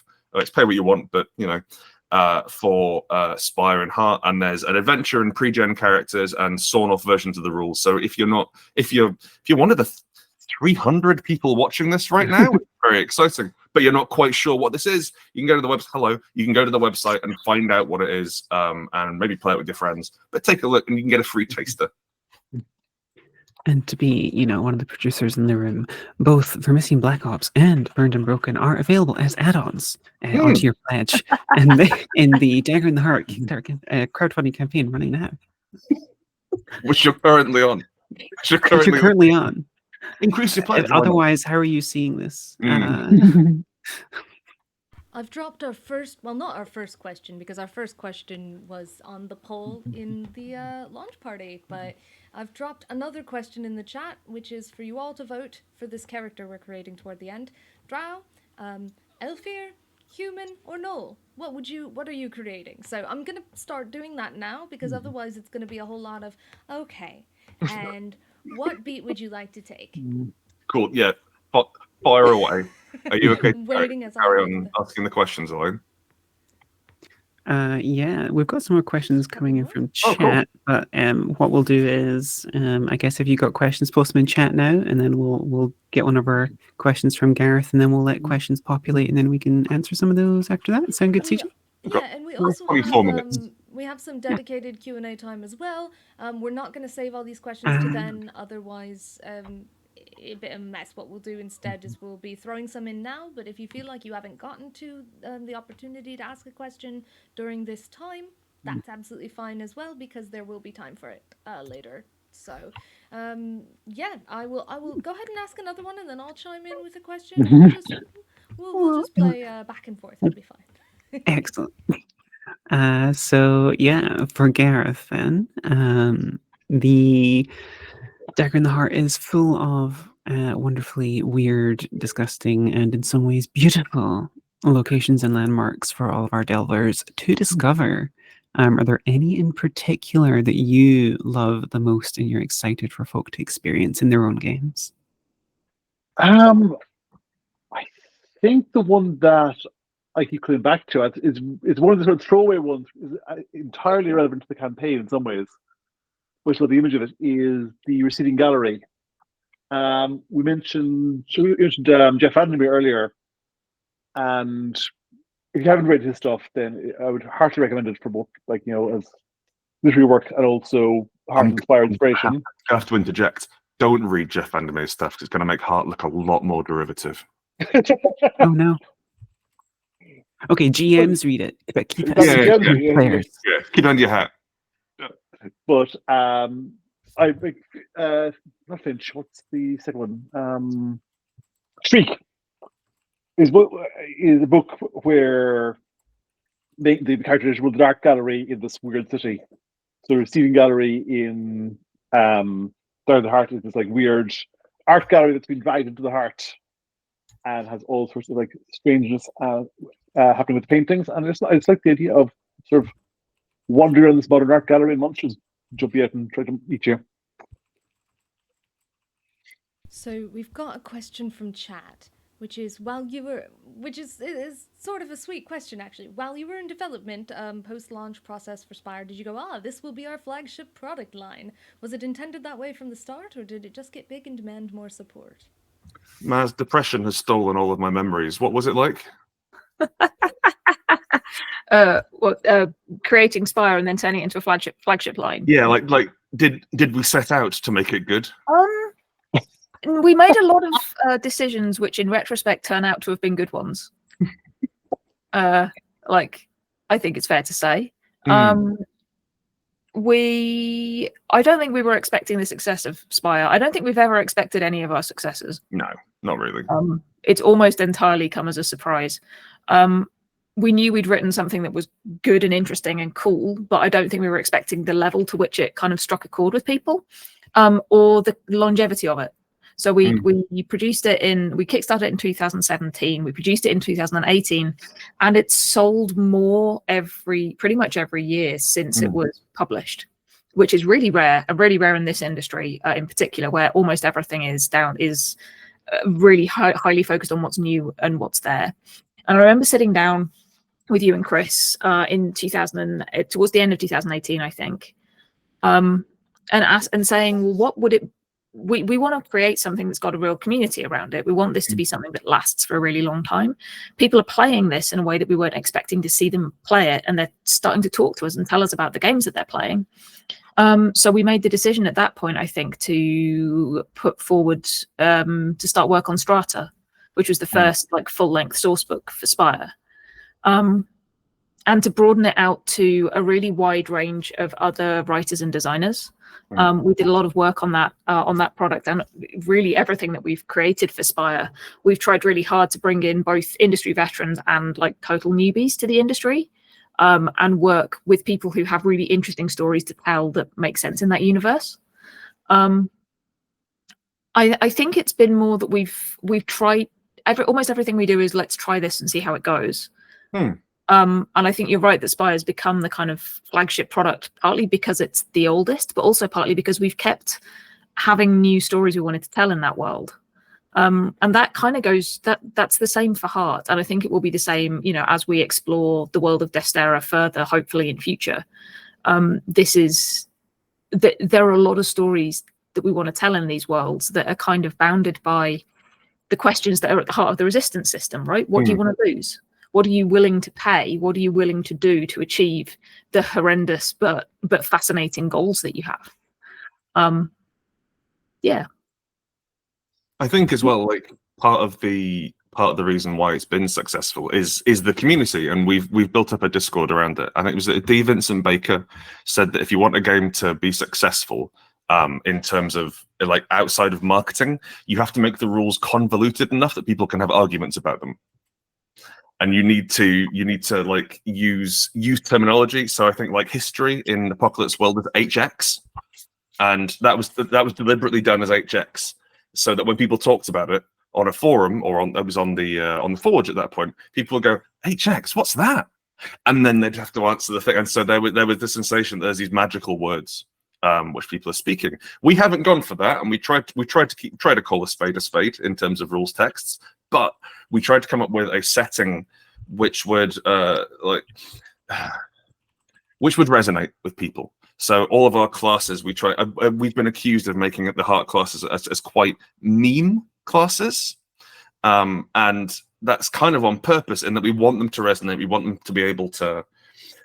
We want people to see them and then be able to say, "Oh, that over there, that dog licking itself, that's a cleaver, that is," for some reason. Be able to post that, and people go, "Oh yeah, just like a cleaver word," and we can share that. And once you get an agreed understanding of what Spire is, and what Heart is, and then you can communicate that to each other and build on that, then that's really when you start getting a groundswell of momentum. And Spire was the first thing we put out with a proper setting in. Thanks solely to a writer's retreat I went to in 2016, and thought it was really silly the whole time I was there. It was really earnest, and everyone was really friendly. And I was like, "Oh, well, we make art out of love," and I'm like, "Yeah, whatever. Oh, I'm a hard-bitten writer. I don't care. I've got a hole in my chest where praise should be." And then it turns out I actually wanted to put out a world, and we put out a world, and it worked, and we keep doing it, which is nice. Yes. And also, chat, thank you for bringing up I didn't write anyone's names or pronouns. That is now fixed. Now everyone has names and pronouns. I really did think I hadn't had everything together, but that is all right. And even more important than that, we are funded, folks. We have just hit 25. Yeah. Absolute legendary. Thank you, everyone. What's that? Thanks so much. Beautiful work. 43 minutes. Rock and roll. Yeah, all right. I'll take that. Yeah, hit it in under an hour. We love it. Thank you all so much. This is so cool. We have been in chat. We have been creating a character. Did I actually post the Callings one? I don't think I did. Oh no. Oh folks. no. All right. Pick Enlightenment. It's the easiest one. Enlightenment. All right, we're doing Enlightenment. So last but not least. Oh, I don't know. I think I'm just gonna say I kind of just want it to be a deep apiarist, if I'm being honest. Bees. I just really like bees. Yeah. I understand that like this was supposed to be for all of you and not me, but Yeah, no, CJ makes the character. Okay, CJ, tell us about your. No, I'm not doing that, but I am making it a deep apiarist. I'm just gonna check our launch page really quick to make sure that there wasn't a great upset and suddenly it's not about No, it's still us. We're all...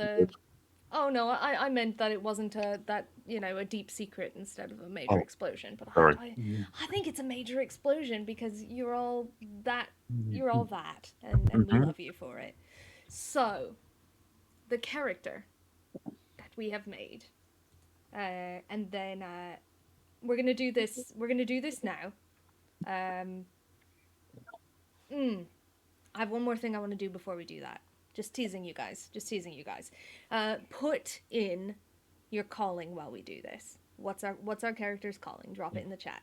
I want to talk a little bit more about the process of production, actually. And when I keep saying I want to talk about it and then handing it summarily to someone else to speak about something. But I think, in particular, Maz, you probably have some really interesting insight on taking a cool idea and some grotesque art and some interesting settings and turning it into a physical thing that people can order and fund in 45 minutes. Thank you guys. So cool. So, what is that like? What is it like? And Elaine, you're also being a producer. You've done this sort of thing many times before. What is being a producer? What does producing a book like this mean, other than probably some crying?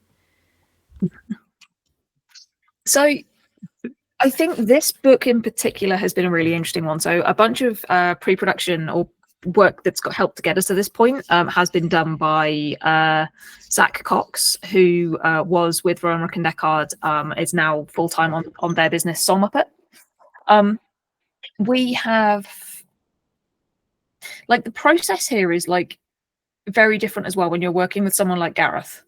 Where you just go, hey Gareth, can you write us, I don't know, about 50,000 words about this? And he goes, yep. And then turns back up again six weeks later with something absolutely beyond your wildest imagination. That's an absolute dream to work with from a production standpoint, and from an editing standpoint as well. It's a genuine pleasure. The kind of the process from here, from where we are, Sarah has done an enormous amount of work on the art. The question of whether we're going to give them more work kind of depends on, I guess, what happens over the next sort of 30-ish days. Mm-hmm. But we have a really strong, we had a really strong first draft from Gareth, and then we put that out to our Discord community, and as Grant said earlier on the stream, a load of people helped us to playtest it and helped to kind of find the snags, find the areas where we wanted to get into more detail, or where there was an opportunity to think a bit differently about what we were putting out in the world. And then over time, what we came up with a load of good feedback, hopefully useful, good feedback for Gareth, who took it away and made it even better and put in a load of footnotes. The footnotes are all really, really good. The next phase of this is going to be that we take that manuscript and take it through another few rounds of editing, make sure that we've spelled everything correctly, make sure that we've put everything in that we need to and kept the things out that we haven't. And then that text and the art go to Mina McJander, who is our layout designer, graphic designer. And she's the person who's been creating all those beautiful mock-ups that you've seen on the Pledge campaign, and she's the designer of the original Heart book as well, and won an Emmy for that graphic design. So yeah, just to briefly interrupt, Mina is so good at her job, she's already made the funded in 45 minutes banner and uploaded it. So oh my.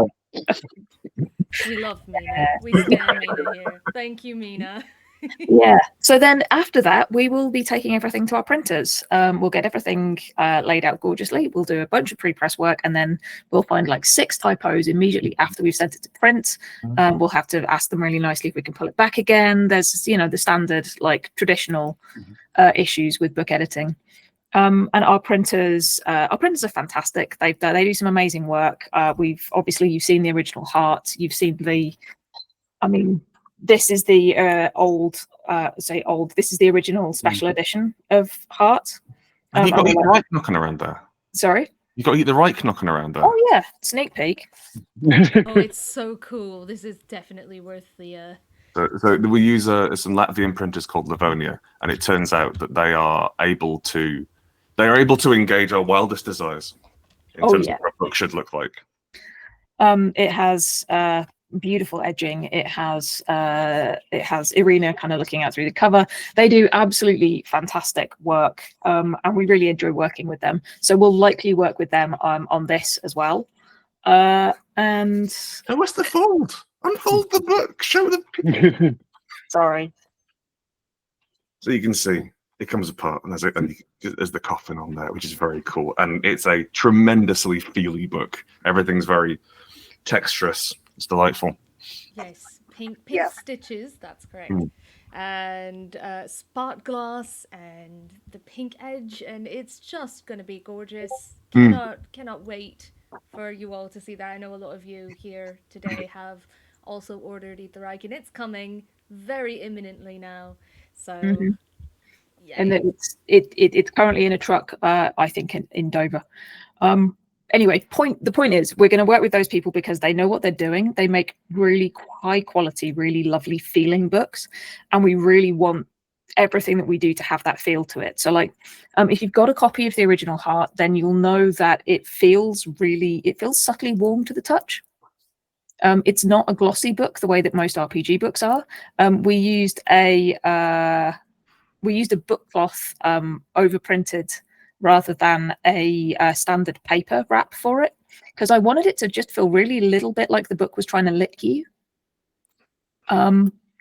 And we're hoping to do the same, use a similar set of processes and do something a little bit special for Dagger as well. Yeah, there'll be more about that, I think, as the campaign goes on and as Elaine and I's A, relax, and then B, get really excited about what the opportunities are. I said before, we never fully expect success. I wasn't fully expecting 45 minutes. Thank you, everybody. So cool. We have So to we've also got- warn, like, Yeah. if anyone out there has a physical copy of Heart, if it does start whispering to you in the nights and everything, don't worry about it. It's a Just feature. have a nice fine. wee conversation. That's the special edition, and you should have paid for more. Yeah, yeah, It's a feature, honestly. not a bug. Don't worry. Mhm. So we've got believe- oh, sorry. I believe Will's Heart's Blood edition is the one that actually contains some of my blood, not deliberately. It's just that I cut myself on the paper packaging incredibly badly as I was packaging it.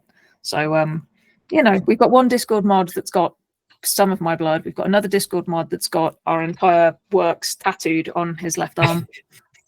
Openings for Discord mods It's not exist. a cult.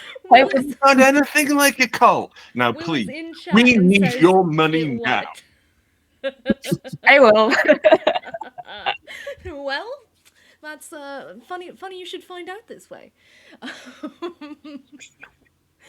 We have a few minutes left, so the things that are left to do today is I'd like to figure out what happened to our little character that mostly chat created, and I just swung in last minute and went deep APRs.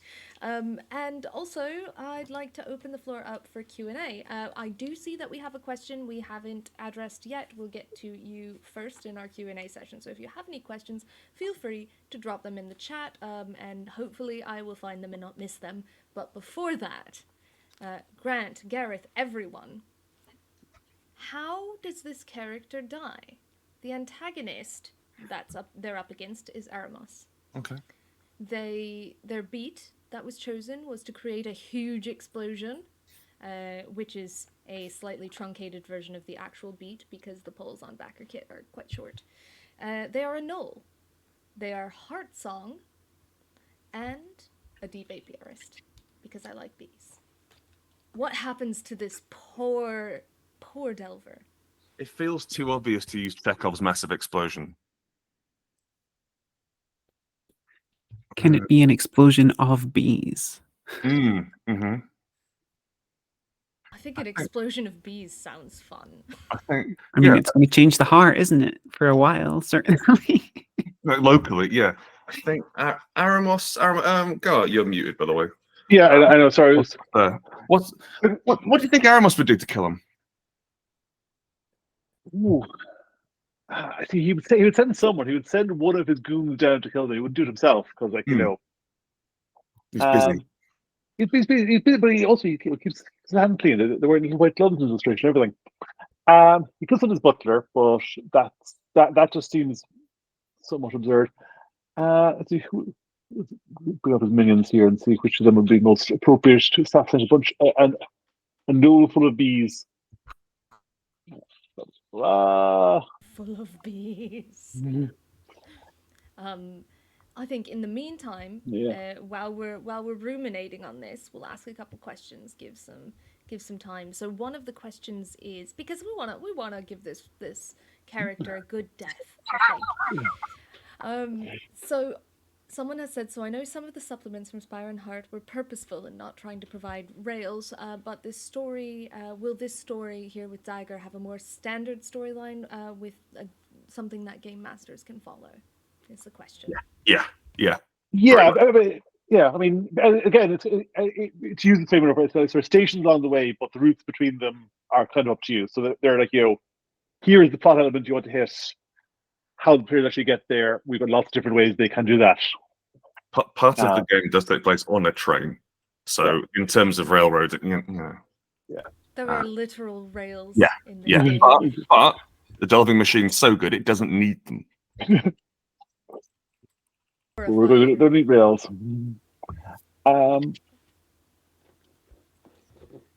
Also, someone says, Gareth, why do you keep working on awesome projects like this?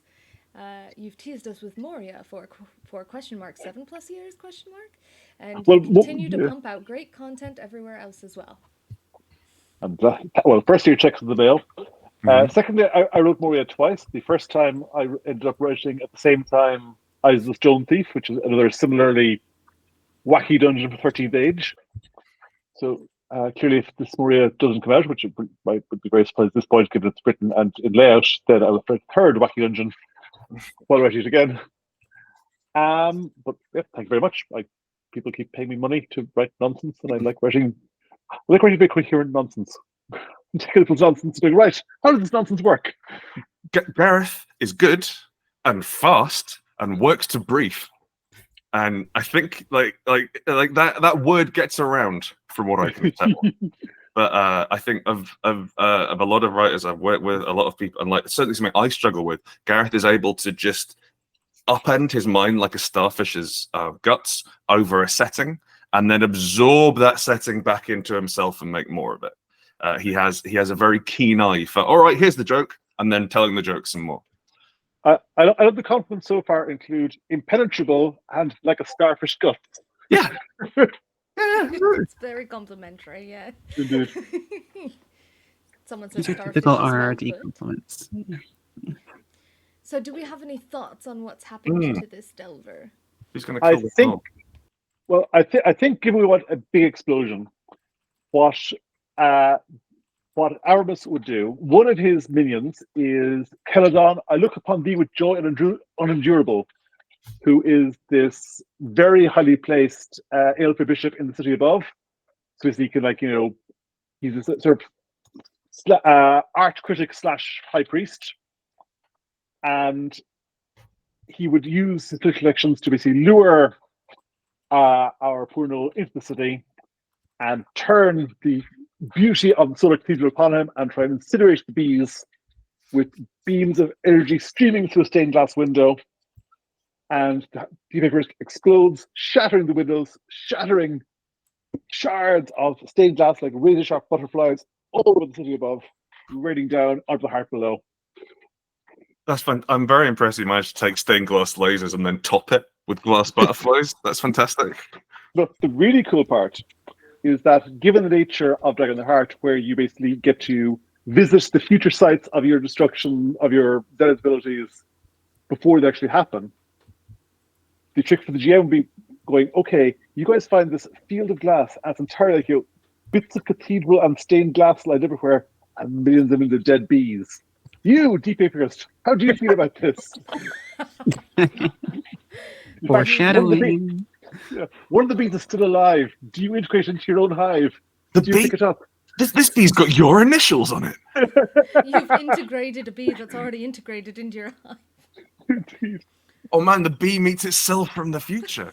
That's a real coming of age story inside a hollow lung. It's a new one-page RPG where the bee from the future heart meets the bee from the past. This paradoxical beehive is starting to, All right, folks. So here's the thing. I think we've gotten to everyone's questions, and it's that time. Time. It is. We have surpassed 28,000. Oh my gosh.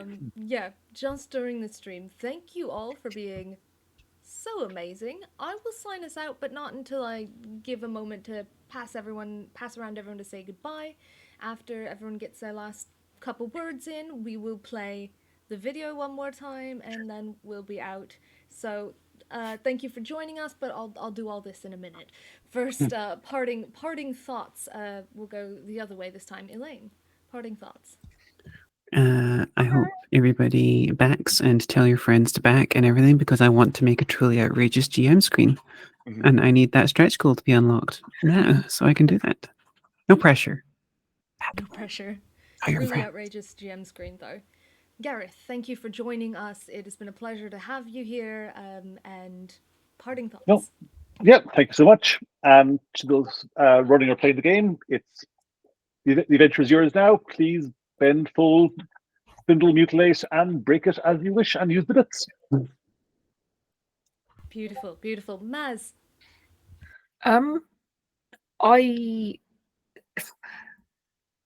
Man, you guys are awesome. Thank you. I think I keep saying I never fully expect success. But I don't think I also don't think I always expect how lovely you all are. And it's a genuine pleasure to be meeting more of the community, spending more time with you guys on stream, in Discord. We couldn't do any of this without you. Thank you. Brilliant. And again, last but not least, Grant. Tell your wealthiest friends to back this project. I want a dustbin truck full of money reversed onto my lawn by tomorrow morning. Grant read the assignment. Okay. Everyone is like, thank you so much. This has just been lovely. Grant's like, give me a dustbin of money. We will take organs in exchange. Yeah, everyone was so nice. I just felt, we're good. Thank you all again. Thank you for turning out. I know how much of this is our community. I know how much of this is people who played our games before, who backed us on backing kit. It's absolutely tremendous to have you come out here and knock this out of the park. It's an entirely new platform for us as well, so we're a little bit nervous, but it's worked, and that's really good. And again, please don't stop throwing money at this. We love you. Money. We love you. Money.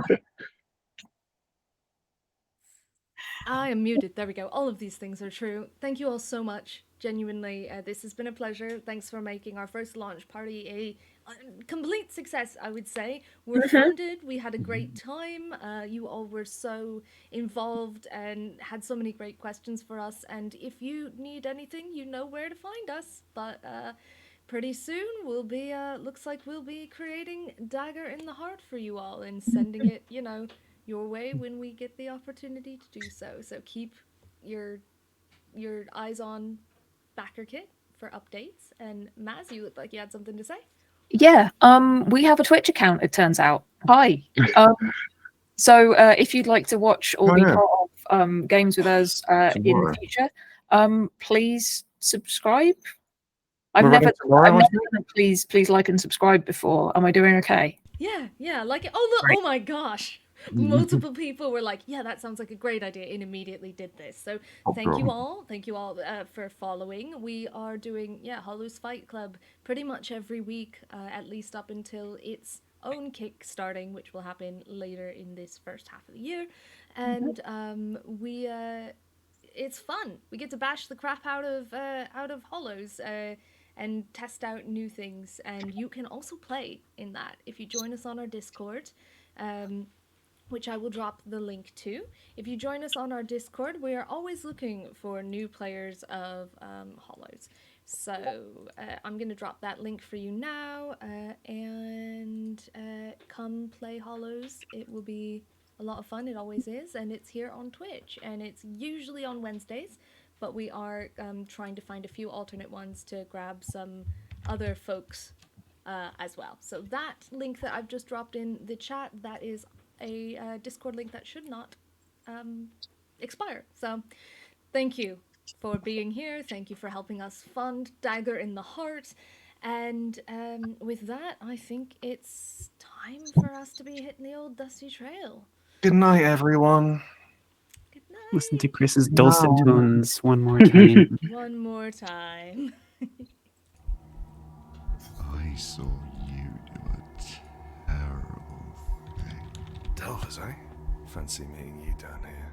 I thought I was the last. The Vermisian was a failure. One I intend to reverse. They built a machine. A machine that cuts infinity. They called it the delving machine. No man should be chained by the sins of his past. You're heading into the Amaran zone? Better you than me. Forge spells to twist the river of time back upon itself. Nasty piece of work, This that. is the sun.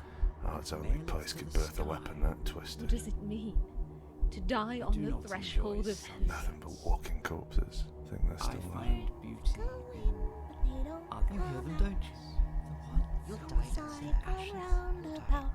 if you spill God's blood into the earth. Million ways to die down here. You sure picked a special one. Give up. Give up. Give up. Give up.